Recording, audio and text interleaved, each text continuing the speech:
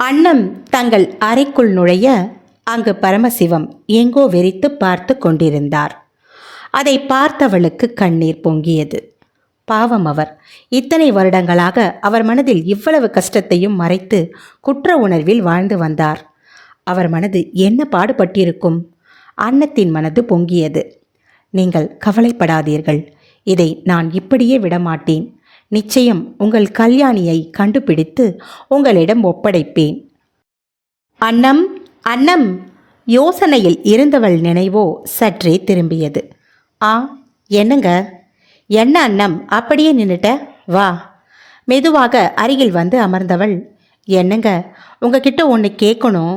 என்ன அன்னம், சொல்லு. அது எங்கள் லேடிஸ் கிளப்பில் புண்ணிய ஸ்தலங்களுக்கு டூருக்கு போகிறாங்க. அதான் நீங்கள் அனுமதி தந்தீங்கன்னா நானும் இந்த முறை போகலாமன்னு இருக்கேன். அண்ணம், தாராளமாக போயிட்டு வா. நானாவது தொழில் விஷயமா ஊர் ஊரா நாடு நாடாக அலைஞ்சிருக்கேன். என்னை கல்யாணம் செய்த பாவத்திற்கு நீ இந்த வீட்டை விட்டு எங்கேயும் வெளியே சென்றதில்லை. போயிட்டு வா அண்ணம். அவர் இப்படி சொன்னதும் அன்னத்திற்கு மிகுந்த மகிழ்ச்சி. அவர் தோளில் சாய்ந்து கொண்டாள்.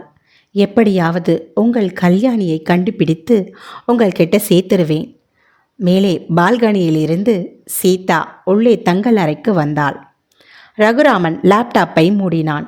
சீதா படுக்கையில் வந்து அமர்ந்ததும், சீதா, என்னங்க? உன்கிட்ட ஒரு விஷயம் சொல்ல மறந்துட்டேன். என்னங்க, என்ன விஷயம்? நான் நாளைக்கு பிஸ்னஸ் விஷயமா சிங்கப்பூர் வரைக்கும் போகிறேன். வர ஒரு வாரம் ஆகும். என்னங்க திடீர்னு? இல்லை சீதா, நான் போனால் தான் வேலையாகும். ஒரு வாரம் தானே? சரி, போயிட்டு வாங்க. ஒரு வாரம் உங்களை பார்க்காம நான் எப்படி இருக்க போகிறேன்? உங்களை பார்க்கும் பொழுது தான் என் கஷ்டங்கள் எல்லாம் காணாமல் போகுது. உள்ளுக்குள் குமைந்தாள் சீதா. சீதாவின் முகம் வாடியிருப்பதை பார்த்த ரகுவோ, கவலைப்படாதே சீதா, உன் முகம் வாடுவது இதுவே கடைசி.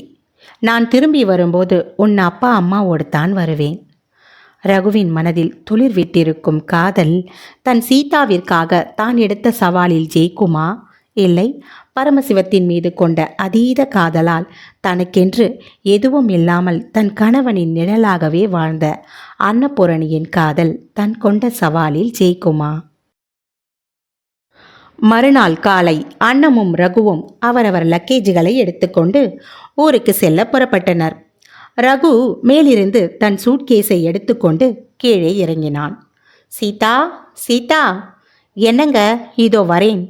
அடுப்படியில் இருந்து வந்தவள், ஓ, கிளம்பியாச்சா? இதோ ஒரு நிமிஷம் இருங்க. அவள் பேக் செய்து வைத்திருந்த சப்பாத்தியை ஒரு சில்வர் பேப்பரில் சுற்றி பேக்கேஜ் செய்து அவனிடம் கொடுத்தாள். எதுக்கு சீதா?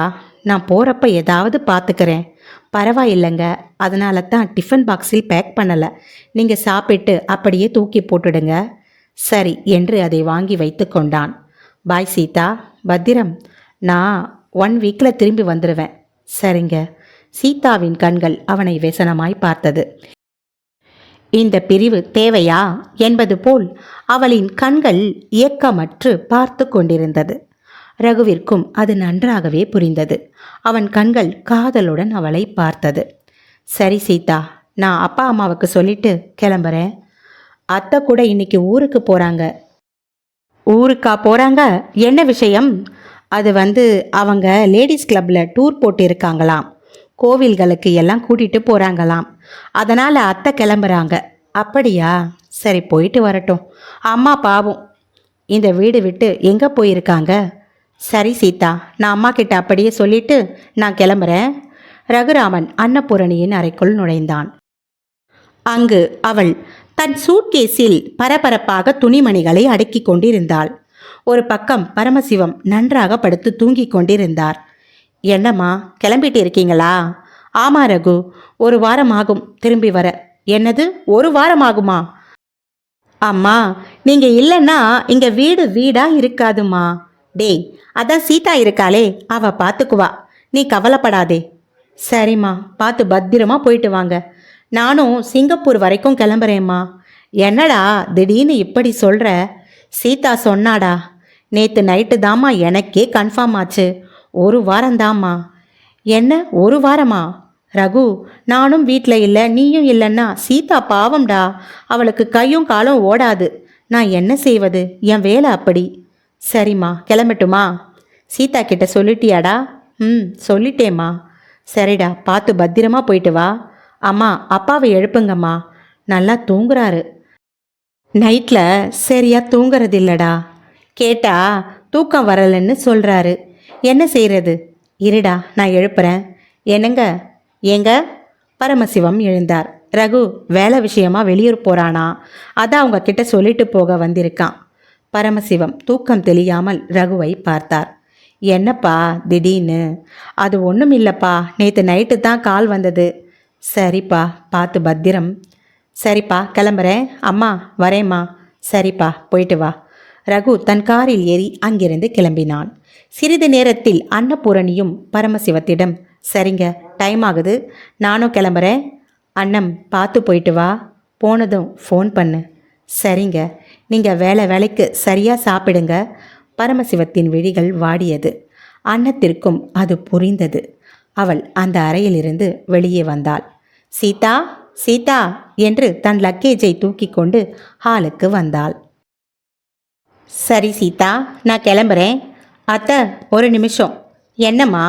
இதோ வந்துட்டேன். அத்தை. சீதா தன் அத்தைக்கும் ஒரு பார்சலை கொடுத்தாள். சப்பாத்தியும் தக்காளி தொக்கும். போகிற வழி கடை இருக்குமோ இல்லையோ தெரியல. எல்லாம் இருக்கும் சீதா, நான் என்ன காட்டுக்குள்ளையா போகிறேன்? அன்னபூரணி சிரித்தாள்.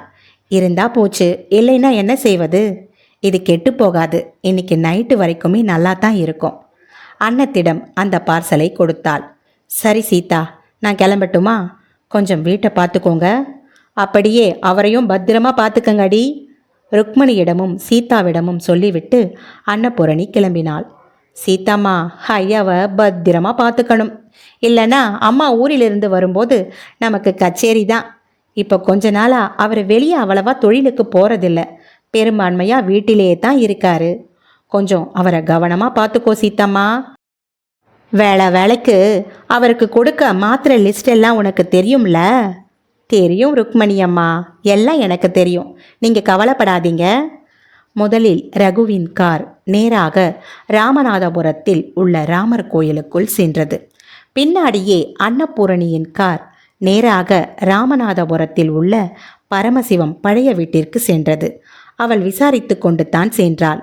அவளுக்கு அது எந்த இடம் என்று தெளிவாக தெரியவில்லை. பரமசிவம் சொன்னதிலிருந்து ஏதோ குத்துமதிப்பாக ஒரு விலாசத்தில் சென்று நின்றது அந்த கார். அன்னபூரணி அங்கு இறங்கி அனைவரிடமும் விசாரித்தாள். யாருக்கும் அவ்வளவாக இவள் சொல்லக்கூடிய நபர்களையும் விஷயங்களையும் புரியவில்லை. ஏனென்றால் இந்த 28 ஆண்டுகளில் அங்கு எவ்வளவோ மாற்றங்கள் நிகழ்ந்திருக்கின்றன. அன்னபூரணி அங்கிருக்கும் ஒவ்வொருவரையும் தனித்தனியாக விசாரித்து வந்தாள். அங்கு உள்ள கிராமப்புறங்களில் அவள் வீதியில் நடந்தாள். யாருக்கேனும் ஏதாவது தெரியுமா என்ற தோரணையில் ஒவ்வொரு வீடாக விசாரித்து கொண்டு வந்தாள். அங்கே ரகுராமன் ராமர் கோயிலை அடைந்ததும் ராமர் கோவிலில் உள்ள ராமருக்கு ஒரு வேண்டுதலையும் போட்டுவிட்டு அங்கு சென்று அமைதியாக அமர்ந்து நன்றாக சிறிது நேரம் தன்னை ஆசுவாசப்படுத்தி கொண்டு அந்த கோயிலின் குருக்களிடம் சென்றான். ஐயா வணக்கம், நான் சென்னையிலிருந்து வருகிறேன். என் பெயர் ரகுராமன். நான் இந்த ஊரில் வசிக்கும் சோமசுந்தரம் லட்சுமி அவர்களின் மருமகன். அவர்களின் பெண் சீதாவைத்தான் நான் திருமணம் செய்திருக்கிறேன். நான் ஒரு விஷயமாக இங்கு வந்துள்ளேன். என்ன விஷயம்பா? அது ஒரு 23 வருஷத்துக்கு முன்ன இந்த இடத்துல ஒரு குழந்தைய யாரோ போட்டுட்டு போயிருக்காங்க. அந்த குழந்தைய எங்கள் அப்பா தான் எடுத்து யார்கிட்டையோ கொடுத்திருக்காரு. அந்த குழந்தைய போட்டவங்க யாரு, அவங்க இப்போ எங்கே இருக்காங்க, அதை பற்றின தகவல்களை விசாரிக்கத்தான் நான் வந்தேன். நான் இந்த கோவிலுக்கு வந்தே 10 வருஷம்தான் ஆகுது. நீங்கள் சொல்கிற 23 வருஷத்துக்கு முன்ன இந்த கோவிலில் அர்ச்சகராக இருந்தவர் அதோ வரார் பாருங்க, அவர்தான். ரகுராமன் அவர் கை காட்டிய திசையை பார்த்தான். மிகவும் வயது முதிர்ந்த தோற்றத்தில் ஒரு முதியவர். அவருக்கு எப்படியும் 60 வயதுக்கு மேல் இருக்கும். அவர் ரகுவை நெருங்கி வருகையில், சாமி ஒரு நிமிஷம். என்னப்பா? உங்ககிட்ட கொஞ்சம் பேசணும். என்ன விஷயம்ப்பா சொல்லு. சாமி, நான் இந்த ஊரில் வசிக்கும் சோமசுந்தரம் லட்சுமியின் மருமகன். அடடா, சீதாவோட புருஷனா? ஆமாங்க சாமி. சீதா குழந்தை எப்படிப்பா இருக்கா? நன்னா இருக்காளா? இப்போ கூட 2 நாள் முன்ன இங்கே வந்திருந்தாலாமே. நம்ம ஸ்ரீதர் குருக்கள் சொன்னார். குழந்தை எப்படி இருக்காப்பா? நல்லா இருக்காங்க சாமி. எனக்கு உங்ககிட்ட ஒரு உதவி வேணும் சாமி. என்னப்பா சொல்லு. சாமி, ஒரு 23 வருஷத்துக்கு முன்ன இந்த கோவிலில் ஒரு குழந்தைய போட்டுட்டு போயிருக்காங்க சாமி. அதை பற்றி உங்களுக்கு ஏதாவது தகவல் தெரியுமான்னு தான் கேட்க வந்தேன். ஏன்பா, நீ சொல்கிற இந்த 23 வருஷத்தில் ஒரு 5 தடவை இந்த மாதிரி சம்பவம் நடந்திருக்கு. சிலர் என் குழந்தை தான் அப்படின்னு திரும்ப வாங்கிட்டு போயிருக்காங்க. சில குழந்தைகளை நாங்கள் போலீஸில் ஒப்படைச்சிருக்கோம். நீ எதை பற்றி சொல்கிறீங்க எனக்கு புரியலப்பா. ரகுராமன் எப்படி சொல்வது என்று புரியாமல் சிந்தனையில் இருக்க, சாமி அது இருப்பா, நீ சீதாவை பற்றி தெரிஞ்சுக்கணும்னு நினைக்கிறியா? அவர் அப்படி சொன்னதும் ரகுராமனுக்கு அதிர்ச்சி. என்ன சாமி சொல்கிறீங்க? ஆமாப்பா, சீதா இந்த கோவிலில் விடப்பட்ட குழந்தை தான். சோமசுந்தரமும் லட்சுமியும் அவளை தன் குழந்தையா எடுத்து வளர்த்தாங்க. ஆமாம், அது அப்படியே இருக்கட்டுமே. இதை ஏன் நீ மாற்றணும்னு நினைக்கிற? சீதா சோமசுந்தரம் லட்சுமியின் மகளாகவே இருக்கட்டும்பா. நீ அதை கெடுத்திடாத. இந்த விஷயம் சீதாவுக்கு தெரிஞ்சா குழந்தை தாங்க மாட்டா. அவர் அப்படி சொன்னதும், சாமி நீங்கள் சொல்கிறது சரிதான். ஆனால் சீதாவுக்கு இந்த உண்மை தெரிஞ்சு போச்சு. இதை தெரிஞ்சதிலிருந்து அவள் உள்ளுக்குள்ளே இதை நினச்சி கவலைப்படுகிறாள் சாமி. என்னால் அதை பார்க்க முடியல. ஆமாம், சீதாவுக்கு எப்படி இந்த விஷயம் தெரிஞ்சது? அது இங்கே அவங்க அத்தை வேலை செய்கிறாங்க. யாரு? கமலமா? ஆமாம் சாமி, அவங்க தான் ஏதோ கோவத்தில் அவகிட்ட இந்த விஷயத்த சொல்லிட்டாங்க. அச்சச்சோ, ஏன் கமலத்துக்கு கொஞ்சம் கூட அறிவே இல்லை? இங்கே பாருப்பா ரகு, உண்மையில் இதை பற்றி எனக்கு வேற எதுவும் தெரியாதுப்பா. அன்னைக்கு என்ன நடந்தது எனக்கே புரியலை. அதுக்கப்புறம் இங்கே ரொம்ப வருஷமாக வேலை செய்கிற கண்ணம்மா தான் ஏதோ சொல்லிக்கிட்டு இருந்தா. யாரோ 2 பொம்பளைகளை பார்த்ததா ஏதோ சொல்லிக்கிட்டு இருந்தா. வேணுமண்ணா நீ கண்ணம்மாவை கேட்டு பாருப்பா, அவங்களுக்கு ஏதாவது தெரிஞ்சிருக்கலாம். சரிங்க சாமி. ரகுராமன் கோவிலில் முழுவதும் தேடினான். இங்கு கண்ணம்மா யாருமா என்று தேடிக்கொண்டிருந்தான். அங்கே கோவிலின் உள்ளே ஒரு மூலையில் கடை வைத்து கொண்டிருந்தாள் ஒரு பெண், வயதான பெண். அவர்களை நோக்கி ரகுராமன் நகர்ந்தான். அம்மா, இங்கே கண்ணம்மா யாருமா? சொல்லுங்க தம்பி, என்ன விஷயம்? இங்க கண்ணம்மான்னு ஒரு அம்மா இருப்பாங்களாம், வயசானவங்க. நான் அவங்கள தான் தேடி வந்தேன். நான் தான்பா கண்ணம்மா. என்ன விஷயம் சொல்லுப்பா. வணக்கம்மா, என் பேர் ரகுராமன். நான் சென்னையில் இருந்து வரேன். சரி, நீங்கள் இந்த கோயிலை ரொம்ப வருஷமாக வேலை செய்வதா கேள்விப்பட்டேன். ஆமாப்பா, ரொம்ப வருஷமாக இந்த கோயிலில் தான் இருக்கேன். இந்த கடை கோவிலோடது. இந்த கடையில் தான் ரொம்ப வருஷமாக நான் வேலை செய்கிறேன். என்னப்பா விஷயம்? உங்ககிட்ட ஒரு உதவி வேணும்மா. இந்த வயசான காலத்தில் என்னால் என்னப்பா உனக்கு உதவி செய்ய முடியும்? கண்டிப்பாக உங்களால் தான் முடியும் பாட்டி. சரி சொல்லுப்பா, என்ன விஷயம்? சுமார் ஒரு 23 வருஷத்துக்கு முன்ன இந்த கோயிலில் ஒரு குழந்தைய கொண்டு வந்து யாரோ போட்டுட்டு போயிருக்காங்க. அதை பற்றி தான் நான் எல்லார்கிட்டையும் விசாரிச்சுட்டு இருக்கேன். இங்கே குருக்கள் கிட்ட கேட்டேன். அவர் தான் உங்களை பார்க்க சொன்னார். உங்களுக்கு ஏதாவது தெரியுமான்னு உங்களை விசாரிக்க சொன்னார். இந்த கோயிலில் இந்த மாதிரி சம்பவம் நிறைய நடந்திருக்குப்பா. நீ எதை பற்றி சொல்லுற? புரியலப்பா. அம்மா, அது இது நடந்து சரியா 23 வருஷம் ஆகுது. அப்போ யாரோ இந்த கோவிலில் ஒரு குழந்தைய போட்டுட்டு போயிருக்காங்க. அந்த சம்பவம் நடந்த போது நீங்க இங்க இருந்திருக்கீங்க, எதையோ பார்த்திருக்கீங்கன்னு குருக்கள் தான் சொன்னாரு. நீங்க யாரோ 2 பெண்களை பார்த்தீங்க அப்படின்னு புலம்பிட்டே இருந்தீங்களாம், குருக்கள் சொன்னாரு. ஓ, நீங்க அதை சொல்றீங்களா? ஆமாப்பா, அது நடந்து ரொம்ப வருஷம் இருக்கும். அன்னைக்கு நான் இதே மாதிரி கடையில் வியாபாரம் பண்ணிட்டு இருந்தேன். அப்போ 2 பொம்பளைங்க வரும்போது கையில் குழந்தைய தூக்கிட்டு வந்தாங்க. நானும் பார்த்துக்கிட்டு தான் இருந்தேன். அம்மா, அர்ச்சனை தட்டு வாங்கிட்டு போங்கன்னு அவங்க கிட்ட கேட்டேன். இல்லை இல்லை வேணாம் அப்படின்னு போயிட்டாங்க. அது மட்டும் இல்லாமல் அவங்க வெள்ளை சேலை கட்டிட்டு வந்திருந்தாங்க. அவங்க கையில் குழந்தை இருந்துச்சு. அர்ச்சனை தட்டை வாங்கிட்டு போங்கம்மான்னு நான் கத்திக்கிட்டே இருந்தேன். அவங்க காதுலையே வாங்கிக்கல, வேண்டாம்னு சொல்லிட்டு போயிட்டாங்க. அவங்கள பார்த்தா சுவாமியை பார்க்க வந்தவங்க மாதிரியே தெரியலை. ஏதோ ரொம்ப பரபரப்பாகவே தெரிஞ்சாங்க. நேராக கோயிலுக்குள்ளே போனாங்க.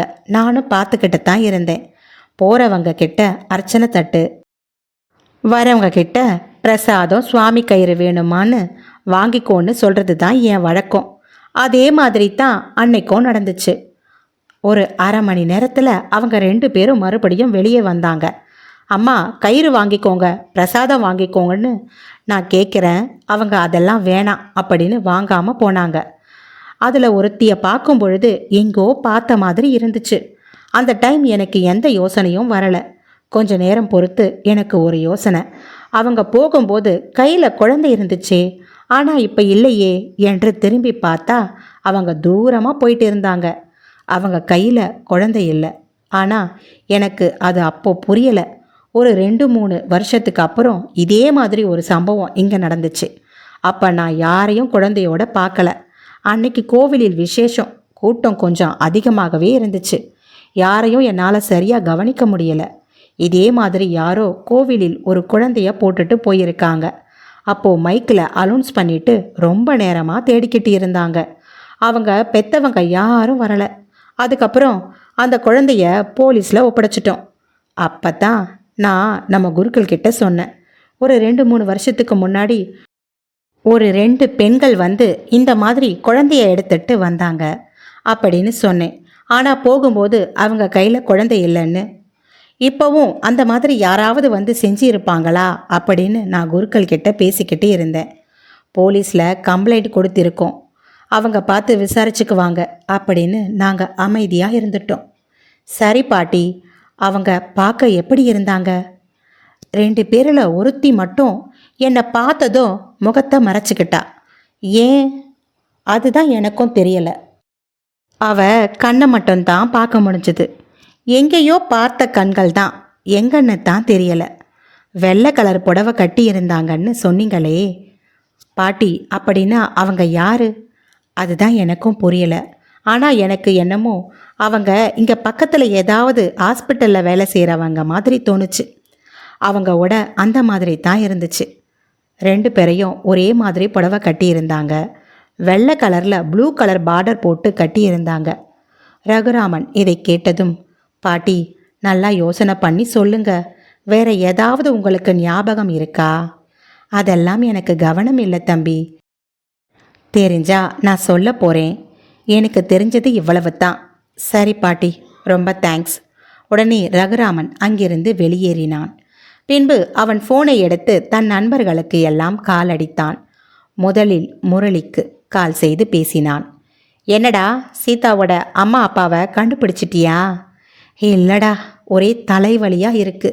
ரகுராமன் அங்கு நடந்த அத்தனை விவரங்களையும் சொன்னான். இது நடந்து எத்தனை வருஷம் ஆகுது? இப்போ போய் யாருக்குடா ஞாபகம் இருக்கும்?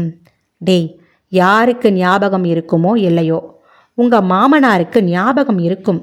சீதா அவங்களுக்கு எப்போ கிடைச்சான்னு சரியான தேதி அவங்களால தான் சொல்ல முடியும்.